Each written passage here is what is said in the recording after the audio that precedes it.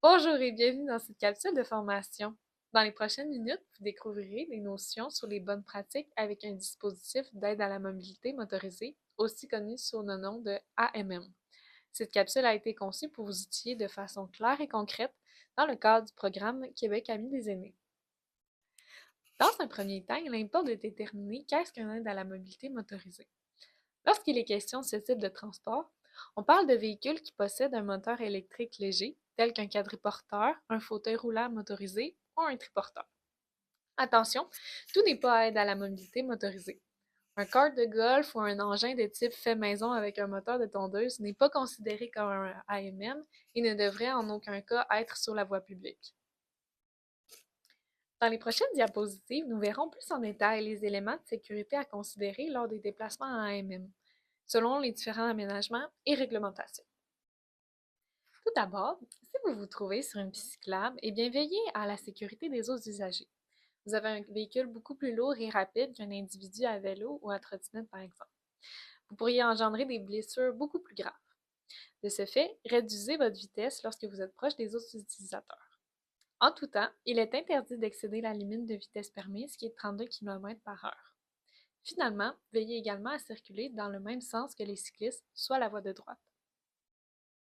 Si vous circulez sur un trottoir, c'est un peu différent que sur une piste cyclable.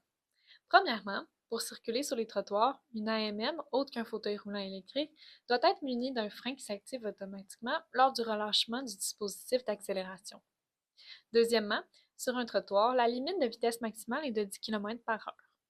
Si toutefois des piétons sont présents, ralentissez et ajustez votre vitesse. Encore une fois, vous pouvez entraîner des blessures importantes aux autres si vous ne portez pas attention à l'environnement. Il en va de même pour vous. Les trottoirs sont parfois accidentés. On parle ici d'une surface irrégulière, des trous, des fissures ou autres qui pourraient mettre à risque votre sécurité. À ce propos, gardez les yeux sur la route et ne conduisez pas en textant ou en faisant autre chose. Finalement, il est parfois indiqué que vous devez emprunter le trottoir. À ce moment, respectez la signalisation et utilisez le trottoir comme il est indiqué. En ce qui a trait à la circulation sur la chaussée et son accotement, cette fois, c'est vous qui êtes le plus à risque et devez donc respecter les éléments suivants pour assurer votre propre sécurité. Dans un premier temps, pour pouvoir rouler sur l'accotement ou la chaussée, la vitesse maximale pour les véhicules doit être de 50 km/h ou moins. Dans un second temps, vous devez équiper le véhicule d'un fanion orange triangulaire et allumer les phares en tout temps, excepté pour les fauteuils roulants électriques. Le but ici est d'assurer le plus possible votre visibilité. De plus, on le répète, mais la vitesse maximale permise reste toujours de 32 km/h en aide à la mobilité motorisée. En outre, à moins d'indications contraires, vous devez rouler dans le même sens que la circulation. Finalement, restez toujours le plus près possible de la bordure de la chaussée ou de l'accotement pour diminuer les risques d'être fauché. Cependant, notez que si une piste cyclable est accessible, privilégiez celle-ci. Malheureusement, trop souvent on voit des situations dangereuses où une personne circulera à un endroit interdit, mettant en danger sa sécurité.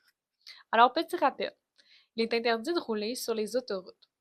De ce fait, comme mentionné précédemment, il en va de même pour toutes les routes où la limite maximale est de 50 km/h. Finalement, vous ne pouvez pas circuler entre les voitures. Restez sur la côte. Prise de rappel, traverser aux endroits sécuritaires, soit au passage piéton.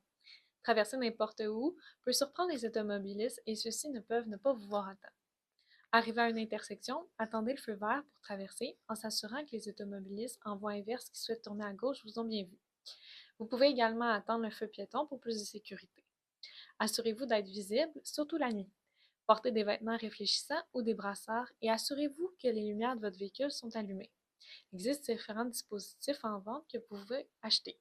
Il existe par exemple les brassards, comme on a déjà dit, qui peuvent s'allumer, comme ceci. Il y en existe également qu'on peut mettre tout autour du corps, encore plus de visibilité. Puis il y en a de différentes couleurs également. Finalement, respectez la signalisation et soyez attentifs à ce qui se passe autour. Nous espérons que cette capsule vous aura été utile et pertinente et nous vous invitons à consulter nos autres capsules d'information qui portent sur d'autres sujets variés.